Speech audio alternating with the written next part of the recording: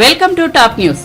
TDP జాతీయ అధ్యక్షుడు చంద్రబాబు నంద్యాల జిల్లా ఆళ్లగడ్డలో ఏర్పాటు చేసిన రా కదిలరా సభకు హాజరయ్యారు. సభకు పోటెత్తిన ప్రజానీకాన్ని చూసి చంద్రబాబు ఉత్సాహంగా ప్రసంగించారు.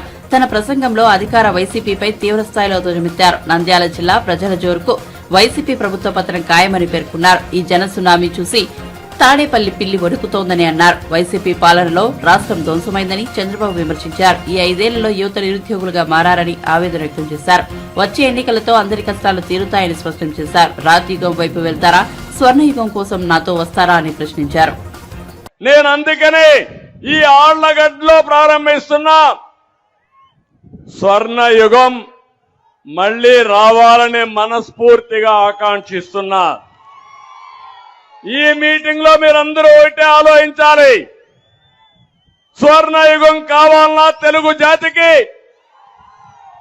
లేకపోతే రాతియుగం కావాలన్నా వైఎస్ఆర్ కాంగ్రెస్ పార్టీ పాలనలో? స్వర్ణయుగం కావాలంటే చేలుపైకెత్తండి. రాతియుగం వద్దనే వాళ్ళు గట్టిగా చప్పట్లు కొట్టి నిరసన తెలియజేయండి. ఎందుకు నేను ఈ మాట వాడానంటే, నేనేదో అధికారం కోసం రాలా మీ దగ్గరికి. 14 సంవత్సరాల ముఖ్యమంత్రిని, 40 సంవత్సరాలుగా ఎమ్మెల్యేని, ఇప్పటికే 40 ఏళ్లుగా ఎమ్మెల్యే. ఎవరికి దక్కని గౌరవం దక్కింది. ఎవరు చేయలేని పనులు కూడా నేను చేసిన నిజాయితీ నిరూపించుకున్నా. ఈ రోజు నేను ఒక పిలుపు ఇవ్వడానికి వచ్చా. రాతి యుగం వైపు వెళ్తారా, స్వర్ణయుగం కోసం నాతో నడుస్తారా అని మిమ్మల్ని అడుగుతున్నా. ఈ జగన్మోహన్ రెడ్డి రాయలసీమకు ఒక్క ప్రాజెక్టు కట్టాడా అని మిమ్మల్ని అడుగుతున్నా. చెప్పే ధైర్యం వైఎస్ఆర్ కాంగ్రెస్ ఉందా అని మిమ్మల్ని అడుగుతున్నా. 5 సంవత్సరాల ముఖ్యమంత్రిగా 12,450 కోట్ల రూపాయలు తెలుగుదేశం పార్టీ ఖర్చు పెడితే, దాంట్లో కనీసం 20% ఖర్చు పెట్టిన ఈ ముఖ్యమంత్రి రాయలసీమను ఉద్ధరిస్తాడా తమ్ముళ్ళు అని మిమ్మల్ని అడుగుతున్నా. నమ్మకం ఉందా అని మిమ్మల్ని అడుగుతున్నా. ఇలాంటి వ్యక్తుల్ని క్షమించాలని మిమ్మల్ని అడుగుతున్నా. జగన్మోహన్ రెడ్డి రాయలసీమ ద్రోహి అవునా కాదా అని మిమ్మల్ని అడుగుతున్నా. ఈసారి నీళ్లు వచ్చాయా? మీకు వచ్చాయా నీళ్లు? నేనుంటే నీళ్లు రాకుండా ఉండే పరిస్థితి ఉందా అని మిమ్మల్ని అడుగుతున్నా. అదే మన దూరదృష్టి. నేనేం ఆలోచించాను, ఇమ్మీడియట్ గా ముఖ్యమంత్రి అయిన రోజునే రాయలసీమకు నీళ్లు తేవాలని ముచ్చుమర్రి లిఫ్ట్ ఇరిగేషన్లు ఫైనలైజ్ చేశాను. దానివల్ల నీళ్లు కిందికి పోయినా ఆ నీళ్లని లిఫ్ట్ చేసే అవకాశాన్ని కల్పించిన పార్టీ తెలుగుదేశం పార్టీ. ఇంతేకాదు, శ్రీశైలంలో నీళ్లు పొదుపు చేయాలని కృష్ణా డెల్టాకి పట్టసీమ ద్వారా గోదావరి నీళ్లు 120 టీఎంసీ నీళ్లు తీసుకొచ్చాం. ఆ 120 టీఎంసీ నీళ్లు ఎక్కడ పెట్టామంటే శ్రీశైలంలో పెట్టాం. ఆ నీళ్లు ఎవరికి ఇచ్చామంటే రాయలసీమకి ఇచ్చాం. అదే నేను ముఖ్యమంత్రిగా ఉండుంటే అప్పటికే టెండర్లు పిలిచాను. గోదావరి నీళ్లు నాగార్ సాగర్ రైట్ మెయిన్ కెనాల్కి తీసుకురావాలని 250 టీఎంసీ నీళ్లు అక్కడ తెచ్చేవాళ్ళం. అక్కడ నీళ్లు ఇచ్చేవాళ్ళం. ఆ నీళ్లు కూడా శ్రీశైలం ఉండేటివి. అంటే దగ్గర 350 టీఎంసీ నీళ్లు రాయలసీమకి ఇవ్వాలని నా కళ, నా ఆలోచన. అది వచ్చుంటే కరువు అనే మాట ఉండేది కాదు. ఆ తర్వాత ఆలోచించాను, గోదావరి నీళ్లు నేరుగా నాగార్ సాగర్ దగ్గర తీసుకొచ్చి అక్కడి నుంచి నల్లమలై అడవుల్లో ఒక టన్నల్ కొట్టి నేరుగా బనకచెర్లకు తీసుకురావాలనేది నా ఆలోచన. అది నా దూరదృష్టి. గోదావరి నీళ్లు బనకచెర్ల గేట్వే ఆఫ్ రాయలసీమ. అక్కడి నుంచి అందరి నివాకు పోతాయి, తెలుగు గంగ పోతుంది, ఎస్ఆర్బీసీకి పోతుంది, కేసీ కెనాల్కు పోతుంది. రాయలసీమ సస్యశ్యామలం అవుతుంది. అది నా కళని మీ అందరికీ తెలియజేస్తున్నా.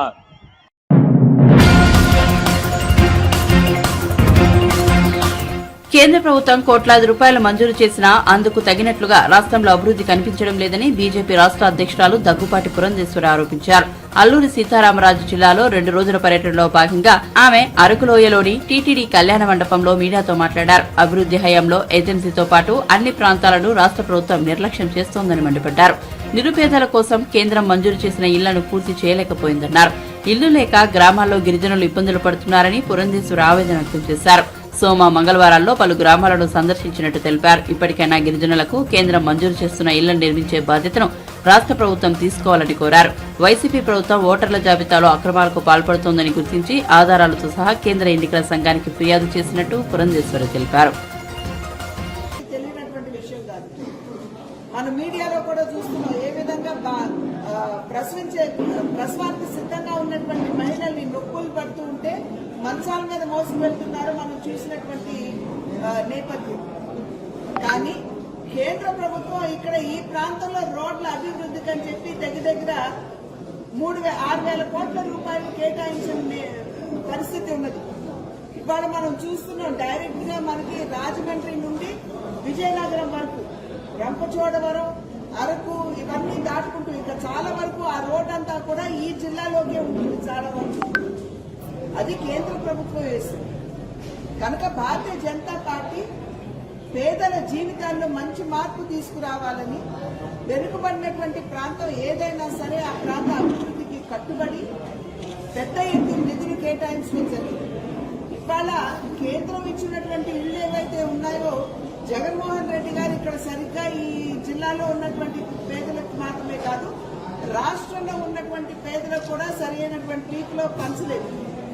కానీ ఆ ఇళ్లు ఇవ్వడం మాత్రమే కాకుండా ఇక్కడ ఉన్నటువంటి తెగల వారు ఎవరైతే ఉన్నారు ఈ ప్రిమిటివ్ ట్రైబ్స్ కి చెందినటువంటి వారికి ప్రత్యేకించి ఇళ్లు కట్టాలి అని చెప్పి ఇవాళ కేంద్ర ప్రభుత్వం 72,000 కోట్ల రూపాయలు కేటాయించి మన నేను పొద్దున వెళ్ళొచ్చినటువంటి గ్రామం ఆ గ్రామం కన్నెల ఆ గ్రామానికి 182 ఇళ్లు శాంక్షన్ చేశారు. కానీ కట్టవలసింది రాష్ట్ర ప్రభుత్వం.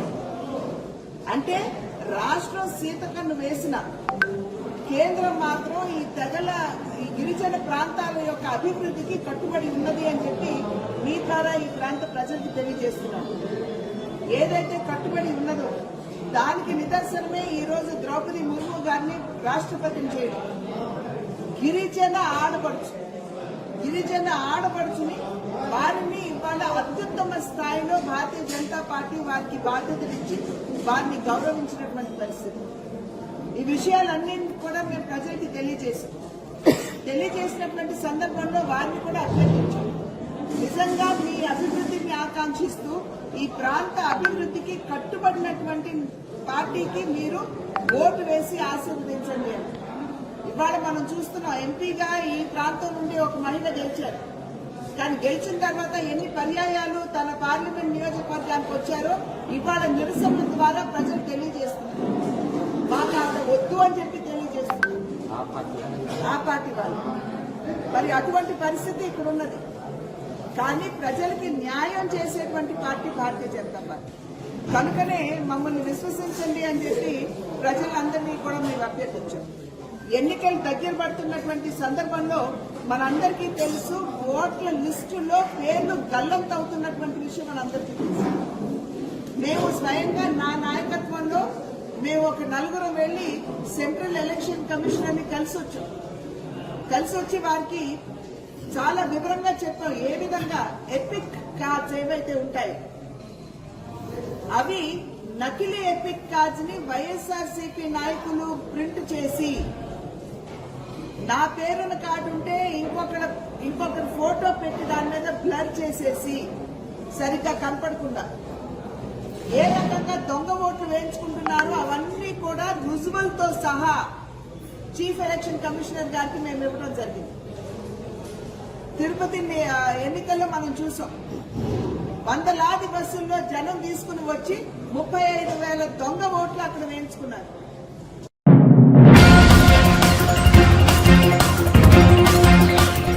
కేంద్ర ఎన్నికల సంఘం విజయవాడలో నిర్వహించిన సమావేశానికి టీడీపీ అధినేత చంద్రబాబు, జనసేన అధ్యక్షుడు పవన్ కళ్యాణ్ కూడా హాజరయ్యారు. ఏపీలో ఓట్ల అక్రమాలు జరుగుతున్నాయని సీఈసీకి ఫిర్యాదు చేశారు.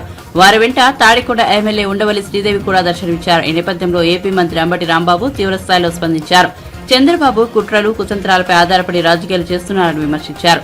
దేశంలో ప్రజాస్వామ్యంపై నమ్మకం లేని వ్యక్తి ఒక్క చంద్రబాబేనని జలవనరుల శాఖ మంత్రి అంబటి రాంబాబు విమర్శించారు. బాబుకు ప్రజాస్వామ్యంపై ఎప్పుడూ నమ్మకం లేదని, క్యాష్, కుట్రలు, కుతంత్రాలపై మాత్రమే నమ్మకం ఉండేదని మండిపడ్డారు. ఇలాంటివి చేసే ఎదిగాడు తప్ప ప్రజాదరణతో ఎదిగిన వ్యక్తి చంద్రబాబు కాదని దుయ్యబట్టారు. పార్టీ ఫిరాయింపు దొంగతో కలిసి వెళ్లి దొంగ ఓట్లపై ఫిర్యాదా అంటూ బాబుపై మండిపడ్డారు. తెలంగాణలో ఓటుకు నోటు ఇచ్చి దొంగ ఓట్లు కొంటూ పట్టుబడింది బాబే కదా అంటూ ఎద్దేవా చేశారు. శాసనసభకు రాని ప్రధాన ప్రతిపక్ష నాయకుడు కేంద్ర ఎన్నికల సంఘం వద్దకు వెళ్లి పలు అంశాలను విన్నవించి బయటకు వచ్చి వైఎస్సార్సీపీపై విమర్శలు చేయడం విడ్డూరంగా ఉందన్నారు. మాజీ ముఖ్యమంత్రి శాసనసభకు రాని ప్రధాన ప్రతిపక్ష నాయకులు సెంట్రల్ ఎలక్షన్ కమిషన్ దగ్గరికి వెళ్లి కొన్ని విషయాలు రిప్రజెంట్ చేసి బయటకు వచ్చిన తర్వాత వైఎస్ఆర్ కాంగ్రెస్ పార్టీని విమర్శ చేస్తూ అప్రజాస్వామ్య విధంగా ప్రవర్తిస్తున్నామని, దొంగ ఓట్లను ప్రోత్సహిస్తున్నామనేటువంటి ఆరోపణలు చేసేటటువంటి ప్రయత్నం చేశారు. చాలా చిత్రమైన విషయం ఏంటంటే ఆయనతో పాటుగా వైఎస్ఆర్ సిపిని మోసం చేసి డబ్బు తీసుకొని తెలుగుదేశం పార్టీకి ఓటు వేసినటువంటి ఎమ్మెల్సీల్లో ఓటు వేసినటువంటి తాడికొండ శాసనసభ్యురాలు శ్రీదేవి గారిని వెంటబెట్టుకెళ్లారు. దేనికి వెళ్లారు? దొంగ ఓట్ల మీద ఫిర్యాదు చేయడానికి దొంగ ఓటర్ని వెంటబెట్టుకుని వెళ్ళినటువంటి సందర్భం. ఎంత దుర్మార్గం నాకు అర్థం కాల. వైఎస్ఆర్ సిపిలో ఫ్యాను గుర్తు మీద గెలిచి మొన్న జరిగినటువంటి శాసన మండలి ఎన్నికల్లో తెలుగుదేశానికి అమ్ముడుపోయి చంద్రబాబు గారు చెప్పినట్టుగా ఓటు వేసినటువంటి శ్రీదేవి గారిని వెంటబెట్టుకుని వెళ్లి మా మీద కంప్లైంట్ చేసే ప్రయత్నం చేస్తున్నారు. ప్రజాస్వామ్యం మీద గౌరవం ఉన్నట్టుగా నటిస్తున్నారు. ఇంకా నయ్యం మేకపాటి చంద్రశేఖర్ రెడ్డిని, ఆనం రామనారాయణ రెడ్డిని, కోటమిరెడ్డి శ్రీధర్ రెడ్డిని వీళ్ళు కూడా అమ్మడి పెట్టుకెళ్తే ఇంకా బండారం బాగా బయటపడేది. నేను ఒకటి చెప్తున్నా ఈ సందర్భంగా, అసలు ఈ దేశంలో ప్రజాస్వామ్యం మీద నమ్మకం లేనటువంటి రాజకీయవేత్త ఎవరైనా ఉన్నారంటే 100కి 100 మార్కులు వేసేటటువంటి వ్యక్తి నారా చంద్రబాబు నాయుడు గారు. ఆయనకి ప్రజాస్వామ్యం మీద ఎప్పుడూ నమ్మకం లేదు. ఆయనకి నమ్మకం వల్ల ఉంది దేని మీద ఏంటంటే క్యాష్ మీద, కుట్రల మీద, కుతంత్రాల మీద, మ్యానిపులేషన్స్ మీద. ఇవి చేస్తూ మాత్రమే ఇంతవరకు ఎదిగినటువంటి వ్యక్తి తప్ప ప్రజాదరణతో ఎదిగినటువంటి వ్యక్తి కానే కాదని నేను ఈ సందర్భంగా మరొకసారి చెప్పదలుచుకున్నా.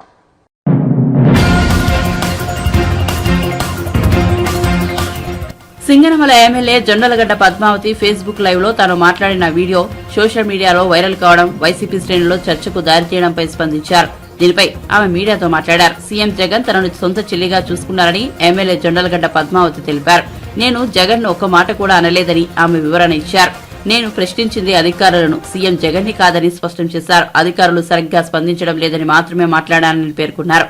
నేను అన్న మాటలు సీఎం జగన్ కు ఆపాదించి ప్రచారం చేశారని వాపోయారు.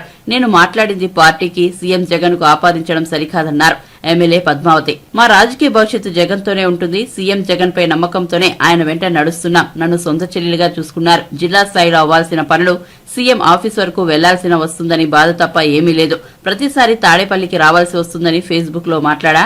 అసలు విషయం తెలుసుకోకుండా రాద్ధాంతం చేశారు. ప్రజల కోసం జగన్ చెప్పిన పని చేయడానికి నేను రాజకీయాల్లోకి వచ్చాను. మంత్రి అయిపోవాలనే ఆలోచన ఏదీ లేదు. ఎప్పటికప్పుడు సీఎం జగన్ నువ్వు పక్కన ఉండు అంటే ఆయన నిర్ణయానికి అంగీకరిస్తా అని ఎమ్మెల్యే జొన్నలగడ్డ పద్మావతి తేల్చి చెప్పారు. ఇన్ని సంవత్సరాలు కూడా ఆయన వెంట నడిచాము. మరి వారి కుటుంబ సభ్యులాగా, ఆయన సొంత చెల్లిలాగా నన్ను చూసుకున్నారు. అదే లైవ్ వీడియో అంటే, ఫేస్బుక్ లైవ్ అంటే ఒకసారి లైవ్ ఇచ్చిన తర్వాత దాన్ని మార్చేదేం ఉండదు. మరి ఆ లైవ్ లో నేను ఎవరి గురించి ఏం మాట్లాడానో క్లియర్గా అందరికీ తెలిసినప్పటికీ కూడా అది జగనన్న మీద ఆపాదించి మాట్లాడడం. అలాగే ఈరోజు దళిత మహిళా ఎమ్మెల్యే ప్రశ్నించడమే నేరమా అని చెప్పి ఈనాడు పేపర్లో ఒక టైటిల్ పెట్టారు. నేను ఎవరిని ప్రశ్నించాను అనేది క్లియర్గా రాయాలి. ఎందుకంటే నేను ప్రశ్నించింది, పోరాడుతుంది అధికారులతోనే, జగనన్నతో కాదు. జగనన్న దగ్గరికి వెళ్తే సీఎం ఆఫీస్కి వెళ్తేనే పనులు అవుతున్నాయని చెప్పాను. అంటే జగనన్న దగ్గరికి వెళ్తేనే పనులు అవుతున్నాయి. ప్రతి చిన్నది అంటే డిస్టిక్ లెవెల్లో అయిపోవాల్సింది కూడా ప్రతి చిన్నదానికి నేను సీఎం ఆఫీస్కి వెళ్లాల్సి వస్తోంది అనే ఒక బాధ తప్ప ఒక వారం రోజుల నీళ్ళకు కూడా అధికారులను అడిగితే కుదరదని చెప్పడము, ఇవన్నీ నాకు కొంచెం బాధ అనిపించి నేను మాట్లాడ్డాను. అధికారులు కూడా ఒత్తిళ్లకు లోనవుతా ఉన్నారు. వాళ్ళు ఒత్తిళ్లకు లోనయ్యి అంటే ఏ నియోజకవర్గ ప్రయోజనాల గురించి ఆ ఎమ్మెల్యేలు పోరాడతారు కాబట్టి అదే విధంగా నేను కూడా పోరాడుతా ఉన్నాను. అయితే ప్రతిసారి ఇక్కడి వరకు రావాల్సి వస్తుందని ఒక బాధతో నేను ఆ రోజు ఫేస్బుక్ లైవ్ పెట్టడం జరిగింది. దాన్ని రాద్ధాంతం చేసేసి నేను మొదటిసారి ఇంటరాక్టివ్ సెషన్ అని ఎవరైనా క్వశ్చన్స్ వేస్తే మాట్లాడేలా విధంగా మన సోషల్ మీడియా వాళ్ళతో కూడా వాళ్ళకి ఏమన్నా క్వశ్చన్స్ ఉన్నా మాట్లాడే విధంగా నేను మాట్లాడ్డాను. కొన్ని క్వశ్చన్స్కి ఆన్సర్స్ ఇచ్చాను. అవన్నీ కూడా వక్రీకరించుకుంటూ ఇష్టం వచ్చినట్టు మాట్లాడ్డారు. అసలు నేను జగనన్నని వ్యతిరేకించినట్టు, పార్టీని వదిలిపోతున్నట్టు, అంటే నేను ఏదో పెద్ద ఫ్యూచర్ను ఊహించేసుకుని నేను ఈ పార్టీలో ఏదో చాలా అయిపోవాలన్న ఉద్దేశంతో రాలేదు. కేవలం జగనన్న చెప్పిన పని చేయడం, ప్రజల్ని ఎలా ఆదుకోవాలి, జగనన్న చెప్తే ప్రజలకు తోడుగా మాకు ఒక నియోజకవర్గం అప్పచెప్పారు. ఆ నియోజకవర్గంలో ప్రజలు బాగుపడే విధంగా మేమేం చేయగలం అవి మాత్రమే చేసుకుంటూ వెళ్ళాము. అది మాత్రమే నేను వర్క్ చేశాను. మరి ఈరోజు అలాంటప్పుడు నాకు చాలా ఫ్యూచర్ నేనేదో ఊహించుకోలేదు, నేనేదో మంత్రి అయిపోవాలనో ఇంకోటో ఇలాంటి ఆలోచనలు కూడా నాకు ఎప్పుడూ లేవు. ఈరోజు ఇప్పటికిప్పుడు వద్దమ్మా నువ్వు ఎవరైనా సపోర్ట్ చెయ్యి, నువ్వు పక్కనుండు అని అన్నా కానీ I'm ready to do that. అంత మేము విధేయులుగా ఉన్నప్పుడు ఈరోజు పార్టీని వీడిపోతా ఉన్నారు, జగనన్నను వ్యతిరేకించారని మాట్లాడడం నాకు చాలా ఆశ్చర్యంగా ఉంది. అది కాకుండా ఎస్సీలకి జగనన్న చేసింది నిజంగా మన రాష్ట్ర చరిత్ర కాదు, దేశ చరిత్రలో గుర్తుండిపోవాలా. అదే ఆ విధంగా చేసుకుంటూ వచ్చారు జగనన్న. మరి ఈరోజు ఎస్సీ, ఎస్టీ, బీసీ మైనార్టీలందరూ కూడా మన రాష్ట్రంలో పదవుల్లో కావచ్చు, అలాగే సంక్షేమ పథకాల్లో కావచ్చు, అన్ని రకాలుగా కూడా వాళ్ళు లబ్ధి పొందుతా ఉన్నారు. వాళ్ళందరూ కూడా చాలా సంతోషంగా ఉన్నారు. మరి అలాంటప్పుడు ఈరోజు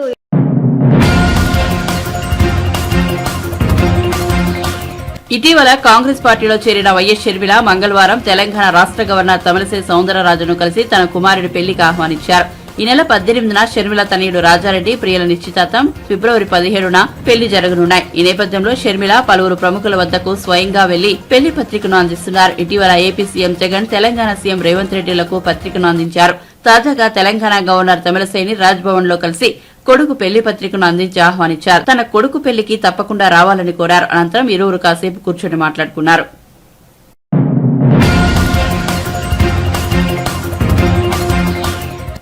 6 గ్యారంటీలను 100 రోజుల్లో ఎలా అమలు చేస్తుందో కాంగ్రెస్ సర్కార్ చెప్పాలని ఎంపీ బండి సంజయ్ డిమాండ్ చేశారు. ప్రజాపాలనలో స్వీకరించిన దరఖాస్తులను ఆన్లైన్లో నమోదు చేసేందుకే నెల రోజుల సమయం పడుతుందని ప్రభుత్వం చెప్పిందన్నారు. ఆ తర్వాత ఎన్నికల కోడ్ వస్తే ఎలా అమలు చేస్తారని ప్రశ్నించారు. వేములవాడ గ్రామీణ మండలం వెంకటపల్లిలో నిర్వహించిన భారత సంకల్ప యాత్రలో సంజయ్ పాల్గొన్నారు. 100 రోజుల్లో స్కీమ్ 6 గ్యారెంటీ అమలు చేస్తామన్నారు. దరఖాస్తులు తీసుకున్నాక ఏమంటున్నారు, నెల రోజుల్లో మేము కంప్యూటర్లో దాన్ని పొందుపరుస్తామని చెప్పన్నారు, యాడ్ చేస్తామన్నారు, నమోదు చేస్తామన్నారు. దాని తర్వాత క్షేత్రస్థాయిలో మేము లబ్ధిదారులకు గుర్తిస్తామన్నారు. ఈ దరఖాస్తుల పరంగా ఎన్ని రోజులు అవుతుంది? ఇప్పుడు మార్చిలో ఏప్రిల్లో ఎన్నికలు ఉండే అవకాశం ఉండదు, అందరికీ తెలుస్తుంది. మళ్ళీ ఎన్నికల కోడ్ వస్తుంది. మరి ఎప్పుడు అమలు చేస్తారు? 100 రోజులు ఎట్లా అమలు చేయగలుగుతారు మీరు? గత ప్రభుత్వం చేసిన అప్పులకే వడ్డీ చెల్లించలేని స్థితిలో తెలంగాణ రాష్ట్రం ఉంది. జీతాలు కూడా చెల్లించని స్థితిలో తెలంగాణ రాష్ట్రం ఉంది. ఇప్పుడు ఆ వడ్డీలు ఎట్లా చెల్లిస్తారు? ఫస్ట్ జీతాలు ఎట్లా ఇస్తారు? చేసిన అప్పులు ఎట్లా తీరుస్తారు? సంక్షేమ పథకాలు ఏ విధంగా అమలు చేస్తారు? గతంలో ఉన్నాయి కానీ తర్వాతే కానీ. దాంతోపాటు ఈ 6 గ్యారెంటీలను ఏ విధంగా మీరు అమలు చేస్తారు? ఫస్ట్ దాని మీద క్లారిటీ ఇవ్వాలి. మా పడాలంటే పార్లమెంట్ ఎన్నికల్లో, సరే అసెంబ్లీలో రిజిస్టర్ అయిపోయింది, పార్లమెంట్ ఎన్నికల్లో భారతీయ జనతా పార్టీ అభ్యర్థులను మెజార్టీ స్థానాల్లో గెలిపిస్తే వాళ్ళ కేంద్రంలో బీజేపీ ప్రభుత్వం ఏర్పడబోతుంది కాబట్టి అదనంగా నిధులు తీసుకొచ్చే అవకాశం ఉంది. మన తెలంగాణ రాష్ట్రానికి జరుగుతున్న అన్యాయాన్ని కేంద్ర ప్రభుత్వం తీసుకుపోయేటువంటి అవకాశం ఉంటుంది. గతంలో ఉన్న అప్పుల విషయంలో కేంద్ర ప్రభుత్వం తీసుకొచ్చి న్యాయం జరిగే విధంగా చేసే అవకాశం ఉంటుంది. ఈ సంఘటనకు బాధ్యులైన విషయంలో సిట్టేస్తే ఏమైంది విచారణ? ఈ విచారణను ఆపే ప్రయత్నం చేసిన వ్యక్తుల మీద విచారణ జరపాలి. పూర్తి స్థాయి విచారణ జరిపి దీనికి బాధ్యులైన వ్యక్తుల మీద, ఆ సంస్థల మీద, వాళ్ళని కాపాడాలని ప్రయత్నించిన ప్రభుత్వ పెద్దల మీద కూడా క్రిమినల్ యాక్షన్ తీసుకోవాలి. ఒకటి ఇంటర్మీడియట్ విద్యార్థులు. దాంతోపాటు డ్రగ్స్ కేసులో చాలామంది పెద్ద పెద్ద మనుషులు ఉన్నారు. అప్పుడున్న రాష్ట్ర ముఖ్యమంత్రి వెంటనే స్పందించి ఊకదంపుడు పని వారం రోజులు టీవీలో మొత్తం అదే ఎవరిని వదిలిపెట్టాము, పట్టుకుంటా కదని వదిలిపెట్టేది, ఎవరిని వదిలిపెట్టాము అందరూ వదిలిపెట్టారు. దాని మీద సిట్టేసిర్రు. దాని పెద్ద పెద్ద వాళ్ళు హస్తం ఉంది, బీఆర్ఎస్ పండుగలో హస్తం ఉంది కాబట్టి దాన్ని పక్క పడేసారు. టీఎస్పీఎస్సీ పేపర్ లీకేజ్లో బీఆర్ఎస్ పార్టీ నాయకుడు హస్తం ఉందని చెప్పి ఆరోపణలు వచ్చినాయి.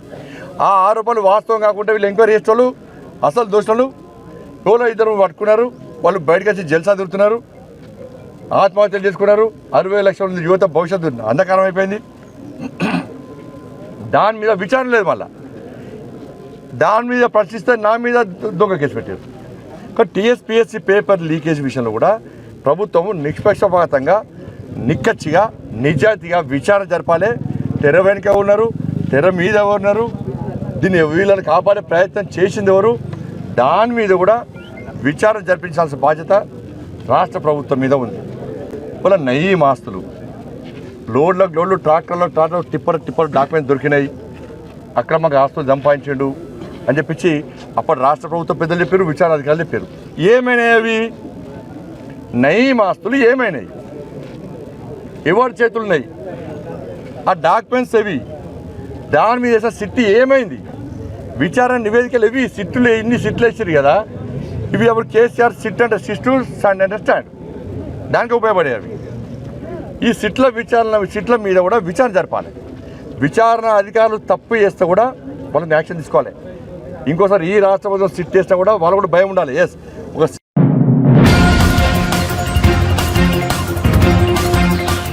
తిరుమల శ్రీవారిని ప్రముఖ నటుడు సుధీర్ బాబు కుటుంబ సమేతంగా దర్శించుకున్నారు. వీఐపీ ప్రారంభ విరామ దర్శన సమయంలో స్వామివారి సేవలో పాల్గొన్నారు. టీటీడీ ఆలయ అధికారులు వీరికి స్వాగతం పలికి దర్శన ఏర్పాట్లు చేశారు. దర్శనం అనంతరం రంగనాయకుల మండపంలో పండితులు ఆశీర్వచనం చేసి స్వామివారి తీర్థ ప్రసాదాలను అందజేశారు.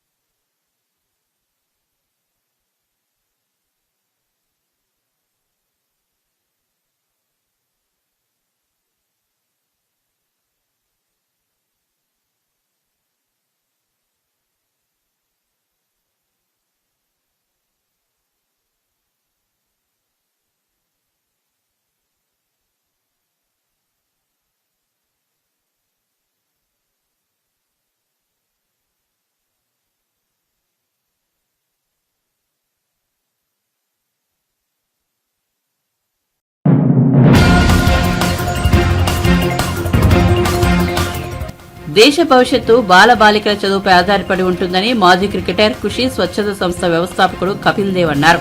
బాలలు చదువుకుని ఉన్నత శిఖరాలను చేరుకుంటే దేశం మరింత అభివృద్ధి సాధిస్తుందని ఆయన తెలిపారు. రంగారెడ్డి జిల్లా శంషాబాద్ మండలం ముచ్చింతల్లో మై హోమ్ గ్రూప్, కృషి ట్రస్ట్ ప్రభుత్వం కలిసి సంయుక్తంగా నిర్మించిన ప్రభుత్వ పాఠశాల భవనాన్ని కపిల్ దేవ్ ప్రారంభించారు. ఈ సందర్భంగా ఆయన మాట్లాడుతూ కృషి ట్రస్ట్ ద్వారా వీలైనంత ఎక్కువ మందికి విద్యను అందించేలా కృషి చేస్తామన్నారు. ఈ కార్యక్రమంలో my home group MD Jagapathi Rao, కృషి ట్రస్ట్ బోర్డు మెంబర్ పార్వతీరెడ్డి తదితరులు పాల్గొన్నారు. अगर हम अपने फ्यूचर की बात करें, हिंदुस्तान के फ्यूचर की बात करें, जब ये नन्हे मन्ने बच्चे पढ़कर बड़े होंगे तो हमारा देश और बड़ा होगा। और हम चाहते हैं, कृषि ऑर्गेनाइजेशन चाहती है कि कोई भी बच्चा ऐसा ना हो जो पढ़ा लिखा ना हो. Sometime giving back to the society is the most important thing. If we make something, we have money and we can give back to the society, I think this is the best thing we can do.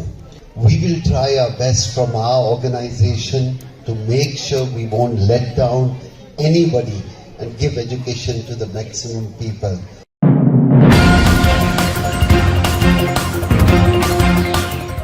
రూపాయికే చీర ఇస్తామని offer ప్రకటించడంతో వస్త్ర దుకాణానికి మహిళలు పోటెత్తారు. భద్రాచలంలోని Ambedkar centre లో ఉన్న ఓ shop యజమాని ఈ మేరకు చుట్టుపక్కల గ్రామాల్లో ప్రచారం నిర్వహించారు. ఉదయం నుంచి మహిళలు అధిక సంఖ్యలో వస్త్ర దుకాణం వద్దకు చేరుకున్నారు. ఆలస్యంగా దుకాణం తెరవడంతో స్త్రీలు ఒక్కసారిగా షాపులోనికి దూసుకెళ్లారు. వారందరినీ బయటకు నెట్టేసి దుకాణాన్ని మూసివేశారు.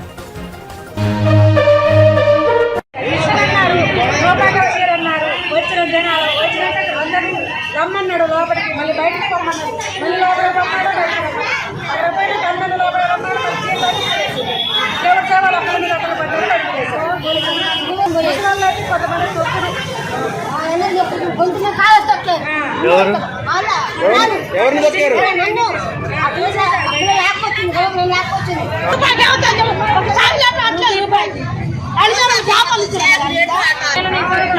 పంచారు, టోకన్లు డబ్బులు తీసుకుని టోకన్ ఇచ్చారు, మరి చీరలు ఇవ్వలేదు. ఇలా ఇచ్చేసారు, వందలకు అందించారు. మా అలాంటి ఇలాగే మరి అలాంటి లోకల్లోనే ప్రచారం చేసుకోవాలి. సారపాక, గాంధీనగర్ అవన్నీ ఎందుకు ప్రచారం చేయాలి? వాళ్ళకి ఫ్రీగా వస్తుంది కానీ ఊరంతా చేస్తారు. ఊరుకోరు, ఈ 2 వాళ్ళు ఊరుకుంటారు. చాలా ఆడవాళ్ళు అక్కడికే ఎగబడతారు. మరి అలాంటప్పుడు ఇలాంటి చీరలు కూడా ఎగబడతారు కదా. మరి అట్లా